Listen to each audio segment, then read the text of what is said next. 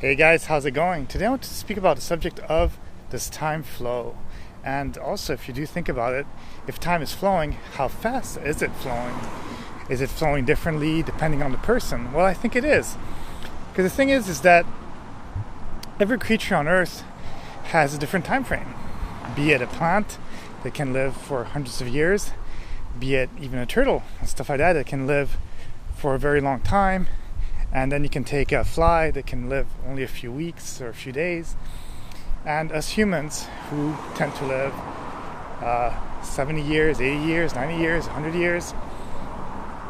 And that's the thing is that time is flowing at different rates. If you see it with a lot of other animals, for example, they come out and they're born, they come out of the womb, and they're already walking and stuff like that. And a lot of it is instinctual. And then within even a couple of weeks or a few months and stuff like that, they're already fully grown. And that has to do with the fact, of course, that because our heads as humans, not just mammals, but as humans, are pretty big. Well, we're kind of born maybe in some way prematurely. So our skull, our ligaments, stuff like that are still developing while we're little babies and stuff like that, and we only get to have speech and walking and all that much later in time. It just takes more time. And for us to procreate and for us to develop and all that, it takes years.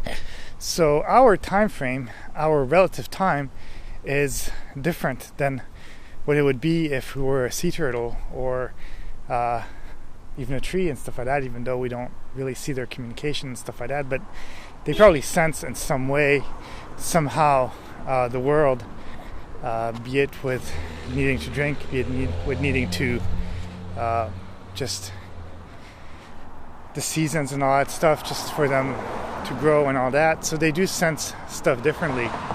And if you also take the fact of like sensing the world in different ways, well, as a child, for example, you would look at the world and you would look up and you'd think, wow, everything is so big.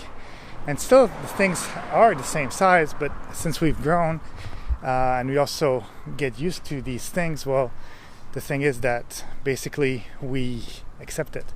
We accept the fact that things are like that maybe the things that looked big to us are not as big. And especially if somebody comes from one part of the world where there's less big structures and stuff like that, then you come here, at first you're wowed and you're like, wow, this is amazing. But then if you see it on a daily basis, you start getting used to it, and you actually start getting too used to it in some way, where things are taken for granted in some way.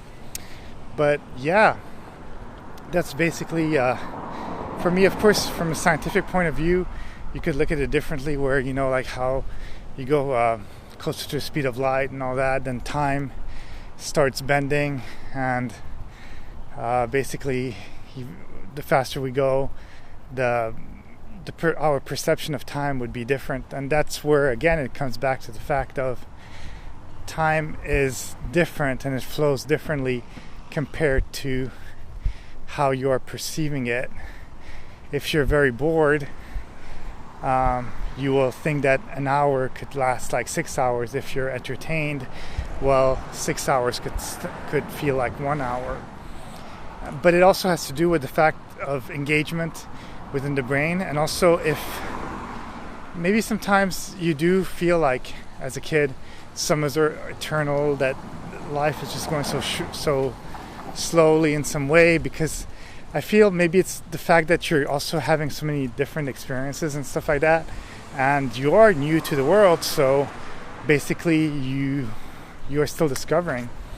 And as you get older, if you get into a monotonous lifestyle where every day is the same, well, then every day will blend with the other day, and eventually, well, there's not going to be much new stuff, and you're just going to feel like time is maybe going faster and faster, because, well, every day is the same. So if you were to say, hey, so what happened to me last week? Well, you can't even say, because it was all the same.